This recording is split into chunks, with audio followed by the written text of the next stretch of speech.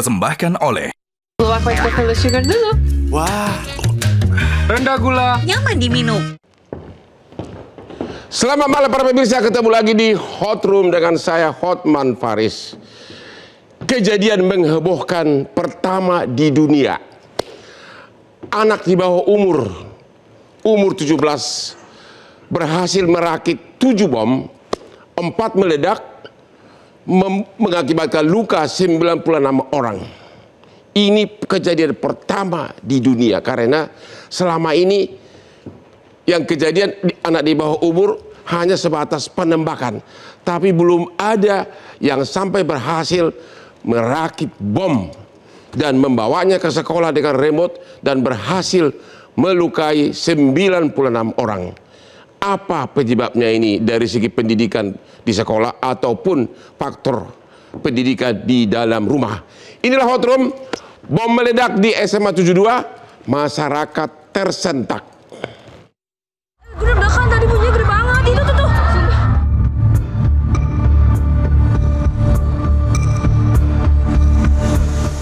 di tempat yang seharusnya menjadi ruang tumbuhnya ilmu dan cita-cita. Suara ledakan justru menggema. SMA Negeri 72 Jakarta kini menjadi sorotan setelah seorang remaja diduga terlibat dalam perakitan bom di lingkungan sekolahnya.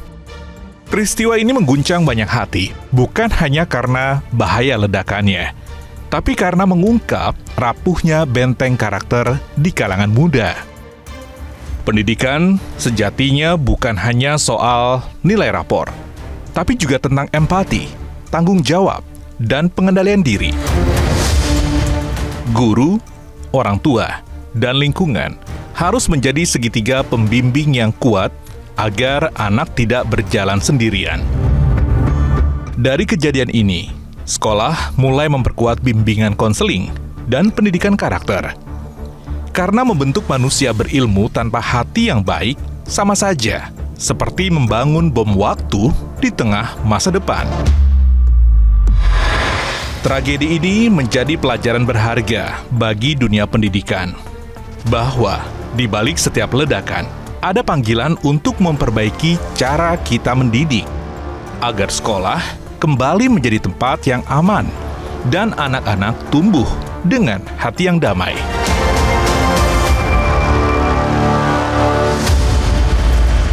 Yup. Para pemirsa, salah satu cara untuk kaya raya adalah bekerja keras. Bekerja keras tentu kondisi badan harus fit. Kamu tahu bagaimana caranya Hotman bisa nangani ratusan perkara besar-besar? Caranya adalah sebelum saya bekerja, saya bisa perkirakan kalau saya minum kopi luwak hitam premium dalam waktu 1-2 jam, semangat kerja saya langsung meningkat. Beda dengan kalau minum vitamin, makan waktu kurang lebih 6 jam baru kerasa. Makanya kalau kau mau kaya seperti Hotman, minumlah kopi luwak hitam premium, terutama untuk anak-anak muda, ya. Apalagi jam segini, habis ini jam 10, saya masih akan berdansa nanti saya jam 3 pagi, dan besok udah sidang lagi. Rahasianya apa? Kopi luwak hitam premium. Minum tanpa gula. Makanya saya tidak ada diabetes, semuanya masih tokcer. Nggak kayak beliau. Pak Andri, Bapak sebagai orang tua di salah satu korban. Iya, Pak. Kondisi anaknya sekarang bagaimana? Kondisi anak saya sampai sekarang masih kritis, Pak. Masih kritis? Iya, Pak. Cedera apa yang dialami? Yang dialami cedera itu terutama bagian wajah ya, Pak. Bagian apa, wajah. Rusak atau luka atau apa? Luka bakar, Pak. Oh, luka bakar luka ya? bakar sama rusak. Rusak ya? Iya. Jadi yang di sini, Pak, sebelum operasi itu ada serpian di sini, itu mengakibatkan bikin rusak tulang sini, Pak. Oh ya? Yang di sini juga ada serpian, bikin rusak juga tulang yang di sini. Iya. Terus di sini serpian, di mata sebelah kiri banyak serpian. Oh ya? Iya. Mata gimana? Bisa melihat? Matanya ada perkembangan sih, Pak, kata dokter. Dia bilang agak ada perkembangan agak bagusan. Agak jadi, bisa. Oke. Ya. Jadi pupil matanya hari pertama itu kelihatan tidak kelihatan. Kutilnya tidak kelihatan. Pupilnya. oke. Pupilnya tidak Ya. kelihatan. Jadi tadi ada dapat keterangan dari dokter. Jadi pupilnya itu udah mulai kelihatan. Cuman di tengah-tengah pupilnya itu luka. Luka. Anaknya bisa udah tanya nggak anaknya bisa melihat nggak? Anaknya bisa melihat di kanannya ini di jarak 1 meter. Jarak 1 meter. 1 meter. Saya dengar katanya banyak dari 96 korban ini pendengarannya terganggu, benar gak tuh? Ini dari kupingnya anaknya saya sendiri itu gendangnya pecah. Apa? Gendangnya pecah. Kalau pecah bisa dengar? Kalau buat dengar mungkin yang sebelah kanan kali Pak, karena bisa dengar karena kan dia kemarin sudah bisa, saya ngomong sama dia nanti dia ditulis. Oh, tapi dia udah dengar berarti ya? Bisa dengar. Tapi apa yang pecah kurang. Salah satu atau? Mungkin yang kiri saya rasa. Gitu ya? Iya. Anak bapak perempuan atau laki-laki Bapak? Laki-laki. Iya. Kalau kejadiannya, bapak tahu nggak kejadian kronologisnya? Katanya si pelakunya ini membawa 7 bom, 3 bom di rangsel, 2 bom diletakkan di dalam masjid, 2 di luar masjid. Bisa tahu nggak kronologisnya? Yang bapak dengar? Saya tidak tahu Pak. Cuman yang saya tahu, saya cuman ingin anak saya ke depannya nasibnya gimana gitu aja Pak. Begitu? Iya. Terus? Saya dari pertama awal dari rumah sakit sampai hari ini saya fokus ke anak. Begitu. Yang Anda dengar apa? Ya, mungkin yang Anda dengar gimana berita-berita yang Anda dengar atau pembicaraan antara orang tua murid? Yang saya dengar itu ada yang bilang 3 ledakan, terus yang saya dengar lagi ada 7 bom. Ya. Seperti itu Pak. Ini pelakunya ini satu kelas sama anak bapak atau beda? Tidak Pak. Tidak kenal sama sekali? Makanya saya tidak terima itu kasus bulian. Karena apa? Karena si pelaku ini kelas 3. Dan pada saat itu diliburkan Pak. Anak saya baru kelas 1. Ya. Jadi pada saat itu kelas 3 ini diliburkan. Tidak boleh masuk. Cuman dia masuk kan seperti itu. Masuk sendiri dia? Iya. Yang lainnya masuk gitu? Yang lainnya kelas 3 ini diliburkan. Oh begitu? Iya. Dan mengenai pertanggungjawaban terhadap anak bapak, apakah sudah ada dari pihak mana yang akan menanggung biaya dan sebagainya? Biasanya kan para pejabat datang berduyun-duyun masuk TV jadi pahlawan. Ini kok saya belum lihat ada pejabat berduyun-duyun datang ke rumah sakit ya, seperti pahlawan. Bapak sudah ada yang mendatangi? Buat saat ini tadi ada sih Pak. Dari mana? Tadi dari pihak sekolah baru datang. Ya, apa nawarkan pengobatan atau apa? Saya malah minta solusi sama kepala sekolah Pak. Belum ada jawaban? Belum. Ya, itu sekolah swasta atau negeri ya? Negeri Pak. Negeri ya? Iya. Kalau keadaan korban lain, gimana? Apakah anak bapak termasuk yang paling parah atau bagaimana? Anak saya yang paling parah Pak. Paling parah ya? Iya. Kenapa? Waktu itu posisinya di mana dia? Posisinya dekat, posisinya bomnya ada di sini Pak. Oh, di dekat dia ya? Iya. Kalau si pelaku kok dengar nggak keadaannya sekarang gimana? Sekarang ini saya belum dengar Pak. Belum dengar ya? Belum. Gitu. Iya. Terus ini anak keberapa dari bapak? Anak pertama? Anak kedua Pak. Anak kedua ya? Iya. Kondisi badannya tidak luka, hanya mukanya doang? Kondisi badannya yang luka itu muka, di sini Pak, tangan sampai tangannya sini. juga luka begitu ya? Ini leher juga, kakinya coak Pak. Apa? Kakinya dagingnya hancur. Kakinya dagingnya hancur? Hancur. Lutut, bisa berjalan, Pak. belum tahu? Di bagian lutut Pak. Belum tahu apa bisa berjalan atau tidak? Karena kan posisi sekarang kan masih berbaring Pak. Belum tahu ya? Belum tahu. Oke, Pak Susno, kalau pelakunya anak di bawah umur begini, bagaimana sanksi pidananya? Baik, pertama saya ucapkan ikut prihatin, ikut berduka pada para korban. Semoga cepat sembuh semuanya. Untuk anak ini termasuk kategori anak di bawah umur, maka penyebutannya pun sesuai undang-undang tentang peradilan anak itu bukan tersangka, tapi anak yang berkonflik dengan hukum. Ya. Kemudian untuk prosesnya, peradilannya pun adalah peradilan sesuai dengan hukum acara peradilan untuk anak-anak. Ya. Yang hukumannya pun itu kalau nggak salah setengah daripada ancaman hukuman yang diberikan. Nah, permasalahannya bukan soal hukuman yang diberikan, tapi kita belajar dari kasus ini bahwa Polri telah mengatakan bahwa ini pelaku tunggal dan sebagainya. Kalau saya katakan ini tidak tunggal ya. Mengapa tidak tunggal? Karena untuk membuat bom yang sedemikian Tidak banyak. tunggal. Tidak, karena ada orang lain yang memasok atau tempat membeli daripada bahan peledak. Dia kan tidak bikin bahan peledak sendiri.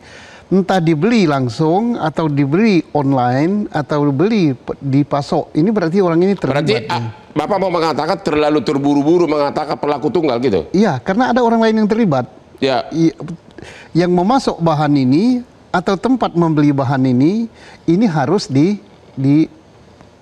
diperiksa gitu. Mengapa dia sampai menjual bahan yang terlarang ini? Termasuk katanya waktu dicek dia punya peralatan di rumah, dia punya semua foto-foto dan video-video kejadian-kejadian penembakan di tingkat dunia.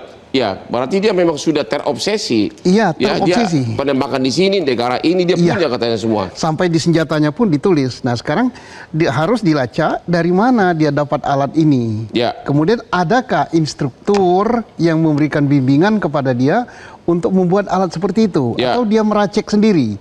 Kalau meracik sendiri, ada yang gagal, ada yang meledak, apa langsung begitu diracik diuji coba, atau tanpa uji coba langsung diledakkan di masjid dan tempat-tempat lain yang 7 itu. Oke. Nah, sekarang kan udah jelas meledakkan bom. Iya.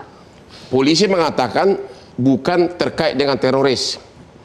Berarti kalau dari segi KUH pidana ada juga pasal 187 mengeledakkan bom biasa. Jadi mana yang berlaku, teroris atau non teroris? Kalau sekarang penyidik telah menentukan non teroris ini, non teroris ya? Ya, tetapi tidak bisa dikatakan tunggal ya.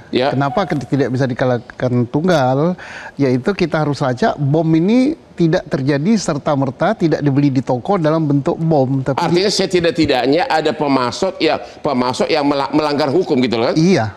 Dan itu harus disidik begitu? Ya harus disidik. Kenapa dia menjual bahan itu? Kenapa kalaupun seandainya dalam meracik itu ada orang lain yang memberikan petunjuk, juga harus kena juga. Artinya terlalu dini untuk menyimpulkan ini adalah pelaku tunggal, apalagi si anak mungkin belum begitu sadar, sehat untuk diminta pertanggungjawaban. Oke, ketemu lagi di Hot Room, kita istirahat dulu.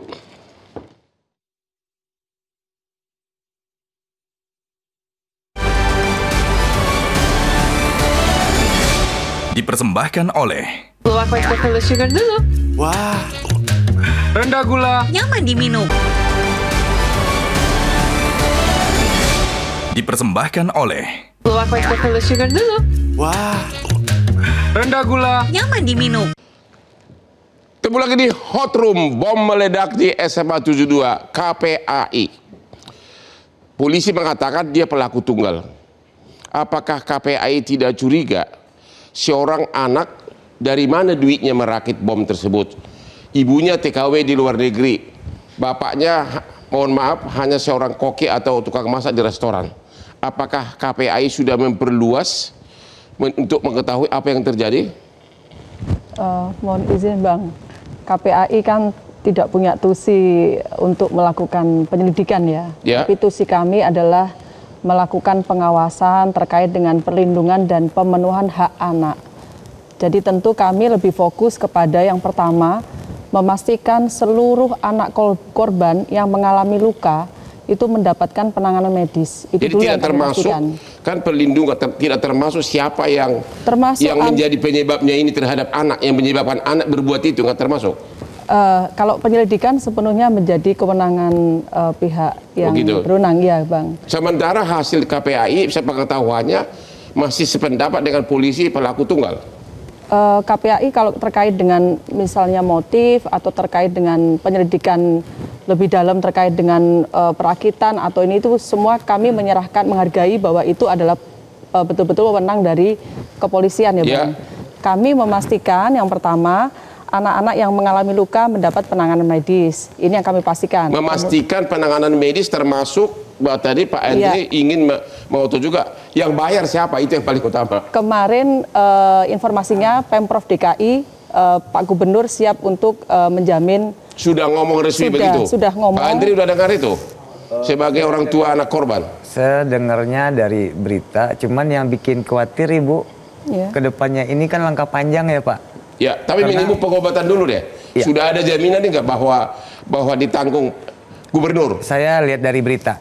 Dari berita? Iya. Oke. Rumah sakit belum mulai hitung-hitung tagihan belum ya? Oh enggak, kalau buat biaya enggak ditagih. Oh begitu. Ya, menurut KPAI memang KPAI juga ikut berjuang agar biaya pengobatan para korban ini dibayar oleh pemerintah. Tentu kami memastikan bahwa anak-anak ini penanganan medisnya tentu tidak menjadi tanggungan dari keluarga korban ya. Dan karena kemarin Pak Gubernur sudah menyampaikan bahwa itu menjadi tanggung jawab dari Pemprov DKI, pernyataan ini juga disampaikan oleh pihak rumah sakit, kepala rumah sakit di Rumah Sakit Islam Cempaka Putih juga menyampaikan hal yang sama, bahkan Bang tidak terbatas pada saat mereka dirawat inap. Tetapi ini kan ada beberapa penanganan yang perlu tindak lanjut Bang. Tidak lanjut. Karena sebagian itu kan sebagian besar mengalami masalah terkait dengan pendengaran. Oke, itu yang mau saya tanya. Dari 96 korban ini, apakah KPAI sudah tahu keadaan menyeluruh bagaimana? Apakah ada berapa persen yang sudah hampir sembuh atau bagaimana? Jadi Bang, pada saat kami melakukan pengawasan langsung di rumah sakit, ada 96 anak yang pertama kali mengakses layanan kesehatan, tidak hanya di Rumah Sakit Islam, tapi ada di sekitar 5 layanan gitu ya. Rumah Sakit Islam, Rumah Sakit Yarsi, Rumah Sakit Pertamina Jaya, kemudian ada di Balai Kesehatan Lantamal, sama di Puskesmas Kelapa Gading. Itu.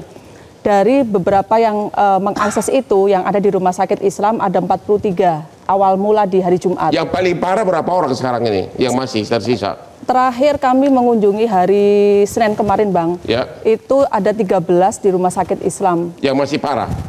Rata-rata yang parah dari sekian rumah sakit ada di Rumah Sakit Islam. Kemudian masih ada 17 anak yang di Rumah Sakit Yarsi. Kalau yang di Yarsi, itu kira-kira bisa Ibu kasih gambaran? Selain tadi Bapak sudah menerangkan anaknya? Kebetulan yang anaknya Bapak kemarin kami berkunjung dari sejak Jumat malam, Sabtu siang sampai Senin, kami termasuk yang tidak boleh atau belum diizinkan untuk masuk ke yang ICU. Jadi kami korban lain gimana? Tapi kalau korban lain kami lihat Bang, ada yang tertusuk paku. Tertusuk? Paku di kaki, kemudian ada yang tertusuk benda tajam di daerah sini, ada yang kepalanya, ada yang luka bakar di kepala. 2 orang waktu itu kami kunjungi hari Sabtu, 2 itu di ruang khusus ya, steril, higienis gitu, karena luka bakar. Ketika hari Senin kami mengunjungi kembali ke sana, sudah bertambah ada 3 orang lah yang ada di ruang khusus higienis. Itu paku apa? Waktu meledak bangunannya ya, pakunya berterbangan begitu ya? Ya mungkin Bang, karena ada yang nusuk di kaki, ada yang nusuk ada yang nusuk di kaki ya? Iya, ada yang nusuk di kaki, ada yang di tangan. Kemudian juga ada yang luka di paha, ada yang luka di kaki gitu. Dan ini semua murid, kalau guru nggak ada yang celaka? 1 orang dewasa penjaga kantin Bang. 1 orang dewasa?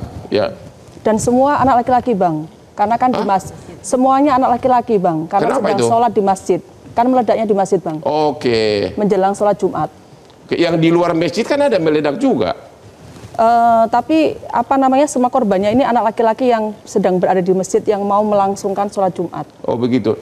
Yang KPAI melihat enggak? Dia pelaku, tapi kok malah meledak di dalam masjid sementara dia ada di dalam masjid. Jadi kalau informasi kemarin pada saat konferensi pers di Polda Metro Jaya Bang ya, dari 4 yang meledak itu 3 kan belum sempat diledakkan. Yang 4 meledak ini yang di dekat anak itu yang harus nggak pakai remote Bang. Jadi harus dikasih api gitu loh, kayak di ini api dan sumbungnya itu nggak panjang. Tapi kok bisa meledak? Pendek. Kan sumbungnya pendek, mungkin dia nggak sempat mengamankan diri sehingga akhirnya yang bersangkutan kena Bang. Dinyalain langsung dia belum sempat kabur gitu ya? Kaburnya mungkin juga belum panjang gitu ya, karena sumbungnya pendek gitu. Sehingga itu akhirnya nggak semuanya itu diledakkan pakai remote. Yang di tasnya, yang di rangselnya 3 nggak meledak ya? Saya nggak tahu apakah posisi yang tidak meledak itu ada di ransel atau sudah ditempatkan di posisi-posisinya Bang. Itu yang saya kurang ini. 4 dari 7 bom meledak. Ibu Cassandra, bagaimana pandangan Ibu sebagai psikolog seorang anak ya, secara kejiwaan? Mungkin nggak ini pelaku tunggal seorang anak umur 17 mampu begitu? Belum dari segi pembiayaan, dari segi keahlian, dari segi kenekatan. Yang jelas dengan adanya alat pidana ini berupa bom rakitan, Ya. jadi jelas sudah pasti ada pengaruh dari luar. Ada pengaruh dari luar. Wah, sependapat dengan Saya Bapak sependapat penyidik dengan kita. Bapak Susno. Ya. Ya. Artinya pun dari awal misalnya dikaitkan dengan bullying, saya mungkin termasuk salah satu yang tidak setuju. Ya, tidak setuju apa? Tidak setuju bahwa penyebabnya hanya bullying saja. Tidak setuju penyebabnya bullying saja. Betul. Menurut Ibu apa? Karena kalau di dalam prinsip pemeriksaan psikologi forensik, Ya. sebenarnya harus dilakukan pemeriksaan tersebut justru untuk mengetahui baik motif, lalu kemudian psikodinamika kekerasannya, dan yang paling penting adalah untuk bisa memberi jawaban bahwa apa faktor-faktor penyebab utama, faktor penyebab penyerta, dan faktor pemicu. Oke, itu yang mau saya tanya. Ya. Dia, apakah dia termasuk anak yang kesepian? Bapaknya tukang masak di suatu restoran, ibunya TKW. Apakah dia merasa kesepian atau gimana itu, Pak? Nah, itu yang justru harus dijawab dalam pemeriksaan psikologi forensik, Bang. Oke. Itu alasannya mengapa saya dengar pun Asosiasi Psikologi Forensik sudah diundang untuk melakukan pemeriksaan yang tentu harus kita tunggu hasilnya. Oh, begitu. Karena kembali lagi, argumentasi atau dugaan bullying boleh saja, tetapi saya meragukan bullying itu sebagai penyebab utama. Ya. Lalu kemudian kenapa meragukan? Karena kembali lagi profilnya kurang cocok, Bang. Kalau dia menggunakan sebagai seorang anak, menggunakan istilahnya ini adalah improvised explosive device. Dan untuk merakit itu berarti kan dia perlu belajar. Nah, belajarnya dari mana? Nah, ini kan ternyata ya sesuai dugaan memang belajarnya dari dark web, lalu kemudian ada interaksi secara online. Nah, lalu kemudian ada dugaan berikutnya yang muncul adalah tentang game online. Yang memang dibatasi. Pemerintah kita memutuskan untuk membatasi game. Tentu saja boleh, tetapi apakah game adalah penyebab utama? Saya juga ragu. Kembali lagi, baik bullying maupun game itu adalah penyebab penyerta atau bahkan pemicu. Nah, penyebab utamanya harus dicari nih, Bang. Nah, terutama di dalamnya adalah ada interaksi dari ABH ini dengan seseorang, sesuatu. Nah, ini harus dicari dalam pemeriksaan dan penyidikan. Tapi Anda melihat faktor ada menonjol adalah faktor si orang anak yang kurang mendapat perhatian, bapaknya kerja di luar, ibunya TKW, itu salah satu faktor. Itu adalah faktor berikutnya, yaitu kondisi kesehatan mental dari anak ini sendiri. Kondisi kesehatan Betul, mental. jadi bagaimana dia berpikir, merasa, bertindak, melakukan perencanaan. Ketika dia terpapar, nah terpapar ini kan bisa interaksi langsung. Tadi Bapak Susno mungkin menduga ada interaksi dengan seseorang secara langsung. Nah, kalau saya menduganya adalah interaksinya secara online. Jadi bisa jadi dia sudah punya paparan baik tidak hanya game tetapi juga ada gambar, video, tulisan dan cara membuat bom itu sendiri. Oke, kita istirahat dulu. Ini merupakan masukan bagi para orang tua. Jangan biarkan anak-anak Anda kesepian. Biarkanlah Hotman yang kesepian.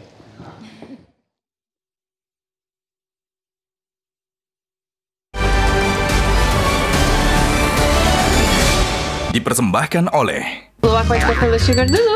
Wah, rendah gula. Nyaman diminum. Dipersembahkan oleh Luwak White Chocolate Sugar dulu. Wah, rendah gula. Nyaman diminum. Ketemu lagi di Hot Room. Para pemirsa, kamu tahu nggak profesi pengacara? Profesi pengacara bukan hanya sekedar menguasai pasal-pasal, tapi juga harus mengingat kapan tanggal terakhir harus banding, kapan tanggal terakhir harus kasasi. Karena ada waktunya, misalnya banding 14 hari. Terlambat 1 hari, maka pengacara itu bisa dianggap lalai, bisa digugat bangkrut oleh kliennya. Terus pertanyaannya, kok bisa Hotman mengingat klien yang sudah ratusan? Karena kasus itu kan kalau datang tiap minggu bertahun-tahun baru putus. Caranya untuk meningkatkan daya ingat itu sudah diakui oleh semua pihak. Minum kopi, kopi luwak hitam premium. Ini mencegah penyakit lupa ingatan. Jangan sampai Anda melupakan, Anda lupa anak istri. Kalau lupa selingkuhan itu malah bagus. Temu lagi di Hot Room. Pak Darman, Bapak ketawa melulu. Dari segi pendidikan, apa komentar Bapak atas kasus ini? Anak SMA umur 17 merakit bom dan tega meledakkan? Ya, pertama memang kita itu punya banyak masalah yang selalu saya sebut sebagai anak yatim piatu semu. Ya. Punya punya orang tua lengkap, tetapi mereka tidak hidup bersama orang tua. Itu namanya anak yatim? Yatim atau piatu semu. Yatim piatu semu. Iya, yatim piatu semu. Karena orang tuanya ada, tetapi mereka tidak memperoleh kasih sayang dari orang tua. Ya. Dan untuk itu maka kemudian mereka mengekspresikan dalam berbagai hal. Ya. Salah satunya itu tadi mungkin dia mencari jati diri dengan mempelajari tindakan-tindakan yang mungkin dilakukan di negara lain gitu. Ya. Sehingga mereka mendapatkan jati dirinya dari situ. Cuma yang saya sangka memang ekspresi untuk mengungkapkan jati diri itu menciptakan cedera pada orang lain. Itu yang masalah. Tapi yang saya ingin menyoroti dari aspek pendidikan menarik yang disampaikan Pak Andri, bahwa tanggal itu kelas 3 itu libur. Dan memang libur karena baru saja mengikuti namanya tes kemampuan akademik. Ya. Jadi mestinya libur. Pertanyaan saya, mengapa ada kelas 3 libur, ada murid kelas 3 masuk, pihak sekolah tidak diam saja? Iya, pihak sekolah diam saja. Lalu kalau tadi senjata itu dibawa ke sekolah, kenapa? Bomnya maksudnya? Iya, ya. Kan kenapa nggak di pihak security tidak melakukan interogasi atau penahanan? Ini kan SMA negeri, jadi udah maklum lah pengawasan seperti itu kurang karena muridnya pun ratusan. Enggak, justru kalau dalam pengamatan saya, sekolah negeri di Jakarta sekarang justru jauh lebih ketat dibandingkan sekolah-sekolah swasta. Ya. Karena pagarnya tinggi dan sebagainya, ada petugas. Nah, tapi mengapa dua hal ini lalai? Itu yang kelalaian kedua ya. Yang ketiga, kan bom itu diletakkan di titik-titik. Ya. Di dalam masjid. Ya. Mestinya kan nampak. Kenapa pada saat akan beribadah nggak muncul kecurigaan semacam itu? Ya. Jadi saya menyambung yang disampaikan Pak Susno, saya kira ini yang bermasalah bukan hanya anaknya, tetapi juga sekolahnya nih, kata Pak Susno. Karena apa? Karena mestinya sekolah itu bisa melakukan kontrol terhadap semua muridnya. Bapak yakin untuk anak SMA kepikiran sampai 7 bom? Yakin Bapak bahwa dia adalah pelaku tunggal? Ya, kalau itu saya dari segi pendidikan kejiwaan anak, Bapak bisa kalau kasih itu komentar? saya percaya dengan Pak mantan penyidik Ya. itu kalau itu. Tetapi secara logika memang begitu. Apalagi mohon maaf kita telusur lagi, tadi ibunya ada di luar, bapaknya sebagai koki. Tapi kenapa bisa mengadakan atau mengusahakan peralatan yang begitu cukup mahal? Oke, Pak Susno, coba dielaborasi lagi. Kan polisi telah menyatakan ini bukan teroris, tidak terkait dengan organisasi apapun, pelaku tunggal. Komentar Bapak? Oke, kalau tidak terkait dengan teroris itu semoga saja ya. Tetapi kalau soal pelaku tunggal jelas tidak ya. Jelas tidak. Ya, kenapa? Saya katakan tadi untuk merakit bom itu perlu bahan peledak. Ya. Bahan peledak ini dia beli sendiri atau dia beli lewat online atau dipasok orang lain. Ya. Ini pasti melibatkan orang. Kalau beli sendiri berarti si penjual ini kena juga. Ya. Kalau beli online di mana? Ya, ini harus diungkap. Emang Bapak sebagai penyidik tahu nggak beli di mana itu? Beli di mana kira-kira? Aku mau kepikir gue nih untuk ada itu yang menjual yang gelap-gelap begini. Nah, ini mumpung ini ada kejadian dan anaknya ini kebetulan bisa berbicara, ini harus dilacak di mana dia beli. Tempat membelinya ini harus segera digeret ke kantor polisi. Kenapa jual itu? Katanya pasar gelap gitu. Ya, justru karena gelap itulah yang harus sidik.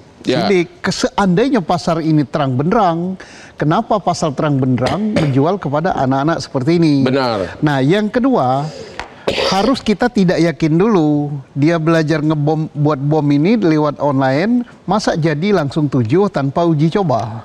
Tanpa uji coba? Ya, tanpa ledakan. Atau udah pernah diuji coba?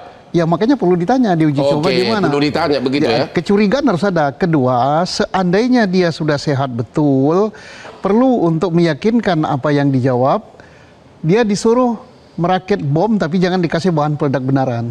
Ya. Gimana Anda merakit itu sampai bisa jadi, termasuk memasukkan sumbu peledak ataupun diledakkan dengan remote pakai detonator, gimana cara masangnya? Karena kita tidak yakin bahwa dia masang sendiri. Ya. Nah, terus yang berikut, karena saya ini terkait dengan keamanan juga, pelajaran paling bagus untuk sekolah. Kenapa security sekolah bisa lolos? Dia bawa senjata di sini kan? Entah itu rakitan, entah apa itu. Ada senjata ya? Oh, ada senjata rakitan. Nah, panjang. Oh, senjata mainan. Iya, tapi kan bentuknya mirip asli. Iya. Disitulah ditulis nama-nama orang pelaku-pelaku yang pernah meledakkan kayak gini di luar negeri. Oke. Kemudian masa bisa lolos dan dia kelas 3 yang saat itu libur. Nah, ini berarti sekolah ini tidak bagus dalam segi security. Yang bermasalah adalah pihak sekolah, terutama kepala sekolahnya terkait dengan keamanan. Meletakkan di dalam rumah ibadah, masjid. Di masjid itu ada pengurus masjid, ada keamanannya, ada security-nya. Kemudian di OSIS sendiri kan ada juga siswa-siswa yang mengamankan, dan ada juga regulasi dari Kementerian tahun 2023 yang menyangkut keamanan sekolah yang zero kekerasan. Nah, kalau tadi dikaitkan dengan bully, berarti bully itu kekerasan. Kenapa sekolah ini kok ada bully? Berarti tidak steril daripada kekerasan. Jadi Bapak sebagai mantan Kabar Reskrim, terakhir apa sih? Ya, Letjen atau Komjen sih? Ya begitulah. Ya. Bapak tidak yakin dia pelaku tunggal, pasti melibatkan pihak ketiga? Iya. Sebetulnya jawaban itu ketika dia buat bom itu, mestinya di rumahnya kan nampak kesibukan. Masa orang tua? Artinya orang bapaknya harus dicurigai juga? Loh iya dong. Temu lagi di hot room di segmen terakhir. Bapaknya nggak tahu.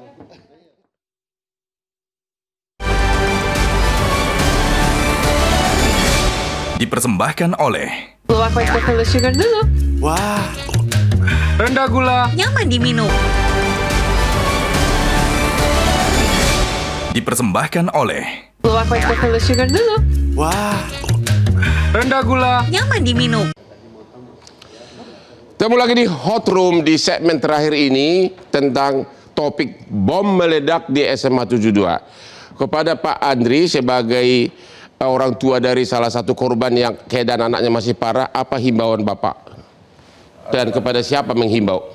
Harapan saya kepada pihak-pihak pemerintah, khususnya kepada Pak Gubernur DKI. Gubernur DKI. Karena ini kan sekolah di bawah Gubernur DKI ya. Karena yang saya tahu itu dia ngomong itu di dalam berita media. Cuman saya kalau bisa saya meyakinkan sepenuhnya biar hati saya tenang seperti itu, Pak. Oke, jadi yang kedua, Bapak perlu keyakinan, ya agar hatinya tenang, pengobatan ditanggung pemerintah. Apalagi Pak? Karena ini pengobatan dia itu masih panjang banget. Oke, karena yang melindungi anak adalah KPAI. Gimana caranya Ibu membantu agar Bapak ini tenang? Yang kedua, apakah Bapak, Ibu bisa mengatakan sekarang KPAI jamin akan membantu? Ya. Salah satu dari yang tadi saya sampaikan ya Bang, memastikan. Dan kemarin kebetulan waktu kami berkunjung di Rumah Sakit Islam, kepala rumah sakitnya sendiri yang bercerita. Bahkan beliau juga bilang kalau nanti semua luka yang berkaitan dengan fisik ini sudah beres, akan berlanjut kepada penanganan terkait dengan pendengaran Bang. Pendengaran? Karena gangguan pendengaran ini antara satu anak dengan anak yang lain itu beda-beda Bang. Ya. Presentasinya ada yang parah dan saya dengar kemarin ada yang total juga. Nah ini tentu nanti akan lanjut ya. Apakah Ibu berjuang juga untuk ganti rugi di samping pengobatan? Ya, tapi mungkin saya sampaikan dulu Bang bahwa kemarin Kepala Rumah Sakit menyampaikan bahwa Pak Gubernur siap sampai pada proses terapinya juga sampai selesai. Terapi ya. Ya, karena Pak Gubernur memandang bahwa anak-anak ini kan masa depannya masih panjang. Ya. Dan pendengaran ini adalah bagian penting dalam proses pembelajaran. Ya. Itu yang kemarin disampaikan. Dan kami tentu saya tadi sudah bilang sama Bapak, sudah saya kasih nomor Bang. Nanti kalau ada masalah silakan. Silakan langsung. Pasti kalau Ibu ini tidak bantu, cari saya somasi dia. Kita gugat langsung. Ibu Cassandra, sebagai ahli kejiwaan, mungkin enggak orang tua korban, orang tua pelaku tidak tahu, tinggal di rumah kontrakan kecil. Ya peralatan bom itu kan pasti ada. Ibunya udah cerai, tinggal di luar negeri, hanya tinggal berdua. Analisa Ibu sebagai ahli kejiwaan gimana? Mungkin karena kembali lagi bahwa kehadiran ayah, ibu, apalagi ketidakhadiran, itu seringkali dipersepsikan, dimaknai berbeda oleh anak. Jadi bisa jadi yang ibunya menjadi TKW sekalipun sudah memberi hubungan atau telepon dan lain sebagainya, tapi tetap tidak ada di hati. Bapaknya ada di ruangan dekat dengan dia, tetapi tetap tidak ada koneksi, Bang. Jadi ini secara psikologis tentu pasti ada dampaknya. Yang kedua, mungkin nggak bapaknya tidak memperhatikan ada peralatan bom di rumah kontrakan yang sangat kecil? Iya betul, tapi kalau misalnya memang sibuk, lelah bekerja, lalu kemudian memang kurang memperhatikan, apalagi biasanya mohon izin mah kalau laki-laki kan mungkin kalau untuk mengurus anak mungkin jadi kurang memperhatikan karena tidak ada istrinya. Beda, kalau Hotman sayang sama anak. Enggak. Nah, yang berikutnya adalah justru saya ingin menyorot tentang adanya peran mungkin kebijakan pemerintah, Ibu mungkin bisa juga ditindaklanjuti bahwa kita kan juga sudah ada pembatasan ya untuk penggunaan medsos sesuai dengan umur. Kalau di Indonesia kan sampai usia 18, kalau di Denmark 15, kalau di beberapa negara lain 16. Nah, tapi di dalam prakteknya saat ini tidak demikian nih. Anak-anak itu masih bisa mengakses ya, dan ini yang tentu harus menjadi perhatian. Seandainya negara sudah mengeluarkan undang-undangnya, tetapi kalau tidak dijalankan oleh orang tua di rumah dan tidak bisa melakukan pengawasan secara langsung kepada anak, nah inilah. Jadi Ibu menyarankan perlu segera undang-undang yang melarang anak di bawah umur memakai medsos, begitu ya? Undang-undangnya sudah ada, Bang. Sudah ada? Iya, sudah ada PP Tunas. Di Indonesia banyak undang-undang nggak dilaksanakan. Pak Dharma gimana? Ya, komentar terakhir Bapak sebagai ahli pendidikan. Menurut saya yang harus ditumbuhkan sekarang adalah empati semua pihak. Karena tadi kita dengar dari Pak Andri bahwa yang datang baru kepala sekolah pun hari ini. Kejadian itu sudah minggu lalu. Artinya seperti itu, Bang. Sudah banyak sebenarnya yang datang ke rumah sakit. Hanya memang anaknya Bapak ini ada di ICU. Yang sudah menemui saya kepala sekolah, Kementerian HAM, sama Kementerian HAM, memang dananya ada. Dia datang menemui, Pak. Oke, tapi intinya saya kira empati. Kementerian HAM sama penyandang disabilitas. Pak Kapolri, Pak Mensos, tapi Gubernur belum datang. Sudah. Gubernur belum ketemu sama saya. Belum ketemu. Karena anaknya korbannya di ICU. Di ICU. Beda. Intinya apa, Pak? Tidak bisa ketemu. Intinya saya kira empati terhadap persoalan-persoalan sosial itu harus kita tumbuhkan. Karena menurut data yang dilansir oleh suatu koran nasional bulan lalu, di Indonesia itu ada 3 juta lebih anak yang hidup tanpa dampingi oleh orang tua. 3 juta lebih anak tanpa didampingi orang tua. Itu artinya kasus seperti ini sangat mungkin terjadi dan itu mungkin terlewat dari pantauan kita. Karena itu sebetulnya kita harus dorong bagaimana supaya model-model pendidikan kekeluargaan itu ditumbuhkan. Terima kasih. Pendidikan keluarga penting. Pak Susno, untuk membuat kasus ini terbuka, apa saran Bapak kepada penyidik? Bapak sebagai mantan Kabareskrim Mabes Polri. Penyidik harus mengkomunikasikan hal-hal yang memang harus menjadi konsumsi publik terhadap apa yang didapat. Dan juga penyidik harus menyerap informasi dari publik terhadap peristiwa ini.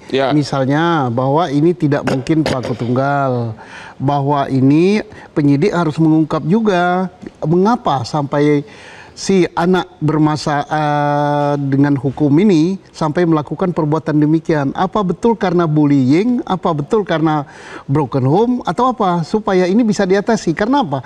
Sering sekali, Bang Hotman, peristiwa bullying ini mengakibatkan sesuatu yang sangat-sangat menakutkan, mengerikan di sekolah. Sampai ada anak yang mau meloncat dari lantai 4 dan sebagainya, sampai ada beredar video akibat bullying, ditendang, dipukul dan sebagainya. Berarti ini terjadi di sekolah. Berarti ini kalau itu betul penyebab bullying, para guru, kepala sekolah khususnya harus hati-hati bahwa di sekolahnya ada bullying apa tidak ada. Untuk mengetahui itu, bukalah saluran laporan yang sifatnya cukup dengan WA tapi tidak diketahui siapa pelapornya. Siapa? Kenapa? Mungkin yang dibullying takut kalau dia melapor lalu baru gitu aja melapor, cengeng, cemes dan sebagainya. Nah, itu perlu dibuka saluran. Mengenai objek perluasan penyidikan pelakunya? Komentar saran Bapak apa? Ya harus diungkap gitu. Dari mana bahannya? Adakah yang melatih apa tidak? Baik melatih secara tutorial. Siapa yang menjual? Siapa yang menjual? Ya. Kemudian pernah diadukan uji coba apa tidak? Di mana dan sebagainya. Ya. Nah kemudian termasuk juga apakah kita yakin dia ini bisa lolos sedemikian rupa di waktu libur? Dia libur ini bisa masuk di sekolah itu. Jadi menurut Bapak kesimpulannya masih terlalu dini untuk menyatakan bahwa ini adalah pelaku tunggal. Iya. Jadi perlu diperluas termasuk terhadap bapaknya kenapa bisa nggak tahu dan pemasoknya. Iya, perlu diperdalam lagi. Jangan-jangan memang termasuk biaya Bang, karena untuk membuat 7 bom ini tidak cukup dengan uang rokok aja. Tidak cukup dengan uang rokok, sementara bapaknya hanya tukang masak, ibunya udah cerai, ya di luar negeri. Jadi diragukan kalau tidak ada yang memasuk biaya. Yang memasuk biaya. Oke, kita harus berakhir diskusi kita malam ini. Kesimpulannya adalah kepada para orang tua, terutama yang mempunyai masih anak di bawah umur, medsos Anda itu cobalah dialihkan fungsi. Ya, Anda di kantor, jangan hanya WA selingkuhanmu, tapi biasakanlah anak dulu diperhatikan, udah pulang sekolah, habis itu Anda bebas nakal, tapi nakalnya dikit seperti Hotman Paris. Inilah Hot Room, sampai ketemu lagi setiap hari Rabu jam 9 malam hanya di Metro TV. Silakan. Ya. Kita berlomba cincin, Bu. Ya. Aku kalah bawa nomor 1 kayaknya.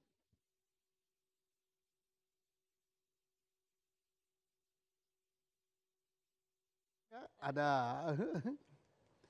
Ibu Cassandra ini cantik, sampai sekarang masih cantik.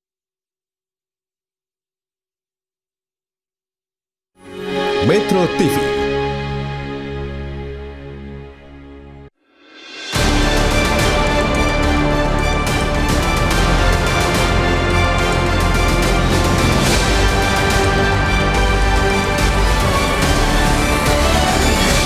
Dipersembahkan oleh Pakai Coca-Cola Sugar dulu.